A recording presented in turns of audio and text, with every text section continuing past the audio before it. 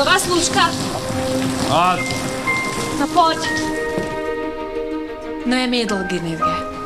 Jsi stup? Milá buď, smutnou služku nikto nepotrebuje. Genetika zbadá každú šmuhu. Musíš vyleštiť. Po noci na prde, ne? Za každým vyluftuj. Musíš ten šerbel držať, jak vázu s kvetinami. Nesmá si myslieť, že ich hovno smrdí jak naše. Ako to môžeš všetko vedieť, Líza? Veď si len služka. Jaké to je? Už jsi to dělala? S chlapem? Dá sa to vydržať.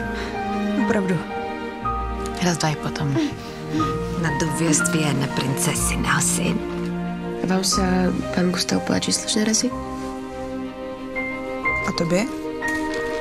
Budeš mi říkat otče. To nemůžu, pane. Otče. Du bist kein Mädel mehr, Resi. Jetzt bist du eine verheiratete Frau. Bylo to jiný, než jsi říkala. Vysvěď se. Bejt služebná není to nejhorší, co tě mohlo potkat. Panstvo nemá před služebnictvem žádný tajemství. My o nich víme všechno. Víme, co jedí, co pijou, kdy chodí spát, s kým chodí spát. Víme, kdo za nima chodí na návštěvu, co komu píšou. Spálit. Ano. Ale oni o nás nevědí vůbec nic. Tvoje tajemství zůstane tvoje tajemství. Ich habe für euch eine gute Nachricht. Wir werden einen Sohn haben. Hauptsache, das Kind wird gesund. Budeme mít dítě.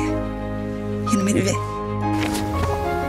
Otče! Budu na vojnu! Čak tam Gustava zabiju. Tak to bude osud. Poviem vám, že sme na špatnej strane. To Štefánik. Vysypal celé vrecáko letel. Kristýna dá sa komu porobiť, aby umrel? To je černá magie. Ty chceš, aby ti duše zčernala? Co je? Ik ben eher gutes Mädel. Což v tom? Oder Niha. Aj mňa mali mamička.